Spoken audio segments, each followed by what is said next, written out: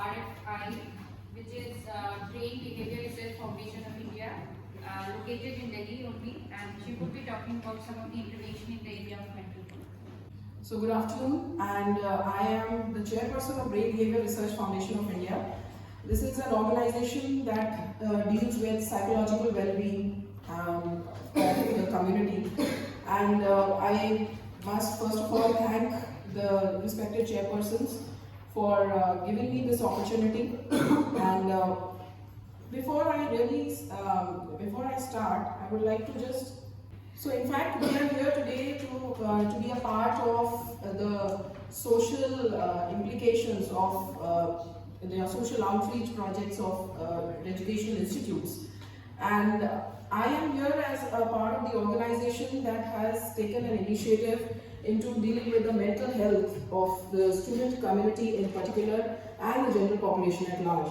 And before I begin, this is a slide that is a very important slide. So this is a slide which is an important slide because it shows you the functioning principles of the new education policy. And the very first principle says, so as you can see, I'm so sorry for this glitch.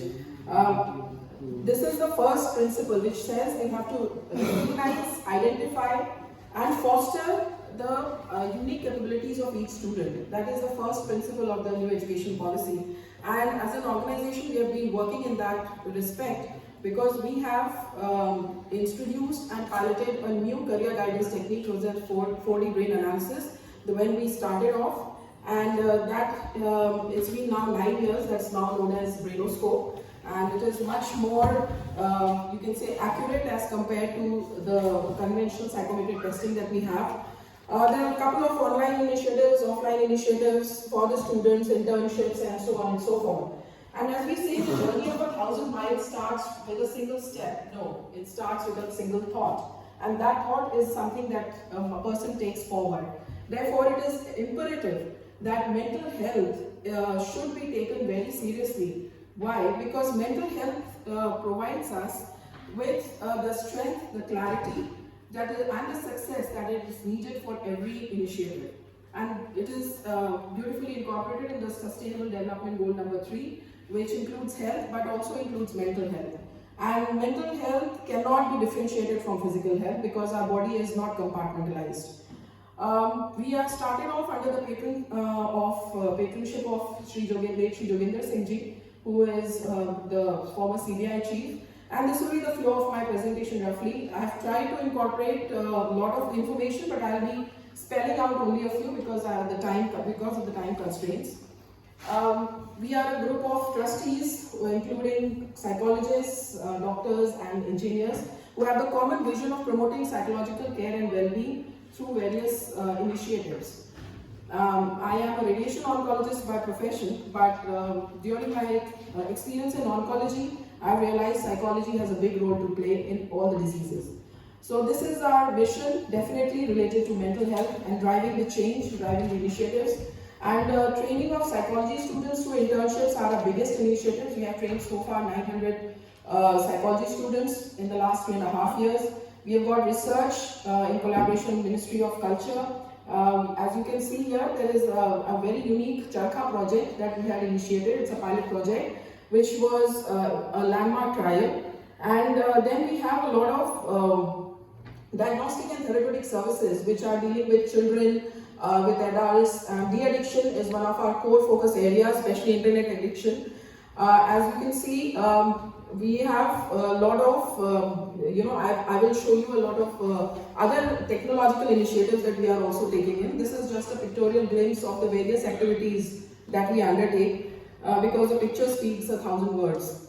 Then moving on, as you can see, this effect of practicing Charkha is a published article. You can search it on the Google as well.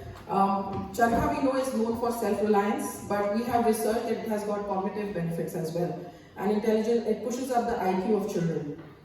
These are the community outreach services, where our workshops on psychological well-being, we have got community training in the mental well-being, various workshops, corporate workshops, workshops for teachers and schools, for students, for higher education institutes. Our recent one was Indian Agricultural Research Institute, where we are regularly providing counseling sessions to the students, their new entrants. Then we have got webinars, and our solid focus has been on the digital and social media campaigns, especially the Stay Strong series that was initiated during COVID, and it was a 40 odd series, and dealing on various aspects of psychological well-being. Again, a pictorial representation of our initiatives, difficult to enumerate all of it, but now if we move on to the, this is another unique initiative, which is the Positivity Conclave, and our institute and our organization rather was featured in Mega Icons, which is on telecast on National Geographic Channel on Mega Icons Season 1. The founder, chairman, Dr. Mishra is featured as the brain analyst in that episode. It is because of the unique career development, career guidance test that we have initiated and piloted. So psychology and technology we are using quite a bit, because for the promotion of health services we are using digital tools.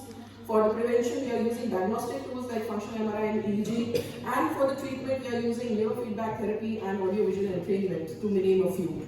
This has been our community impact. It has steadily risen, more so with the use of digital media. I think it has had a tremendous effect, and we continue to do so. Post-COVID, we have started offline initiatives again, and like I said, the recent addition has been the counseling sessions of students in IARI. The testimonials are there to speak for themselves, and students have very happily given us 4.9 stars on Google. I think that's the latest trend of assessing your impact, and we are very happy and proud to have given them that kind of teaching and learning. The best practices that I can say my organization follows is the training programs that we conduct for the community leaders. So we are we have student ambassadors from DTU, from Yes Bank, and so on and so forth. Then we have also had a recent training for medical heads of the Hero Motor Corp, and then we have digital initiatives. We have utilization of the online platform for broader reach, because this is the thing that gives you the kind of awareness and advocacy you want to propagate. Engaging workshops, group sessions, TV shows, they are all there, because of which we have been able to make a dent so far, and we continue to do so. These are some of our collaborators in a nutshell. We have also collaborated with NGOs, which is Swasth Bharat, that deals with health in general. Now coming to the next part, or rather the last part of my presentation, I would just like to emphasize on the challenges that we have faced so far. Of course, as an organization, it is the financial which is most important. We have tried to be self-sustainable. We have done it on our own for the last 9 years. We are doing it through self-income generating activities. Then manpower, of course. So we try to train our own manpower. And awareness and acceptance in the general public, that is a big thing, and that is one of the reasons why you can see that the CSR towards mental health initiatives is very scarce. There are 1 or 2 major initiatives taken by very big companies, and for the rest I fail to find it. But this is being my future initiative. I am there full on to explore where CSR community research projects can be financed, and we can add more to the value that we already have. Of course, reaching the young children and the youth is at the core, like I mentioned in my first slide. Digital campaigns are going to get bigger from our end. We have already started that work. And last but not the least, I would like to say that I am open to working with Delhi Technological University in their initiatives that they are taking. We are there to help them, especially the mental health issues or the projects that they would like to take. We invite anyone who is present here as corporates or philanthropists for the financial backing and backing or the validation of our concepts. Then for the higher education institutes like DTU, it is very essential that we train our children and youth for preparing them for the future, which is, as we see, a lot of it is going to impact the mental health, and of course accepting a lot of volunteer work as well to help us in our work. Thank you so much for your patient listening.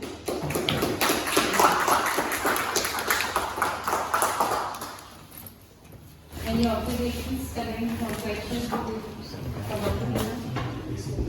It's just that he's doing a great work in the mental health, because that is most important right now. As I was talking to you also, after COVID, like this is the major issue in all the education institutes. You know, we are finding a lot of changes in the mindsets of the children, and we are not even aware that what went through those 2 years. You know, so it's very, very pertinent. Thank you so much. Thank you. Thank you. Any other observations? Okay. Thank you. Really appreciate it.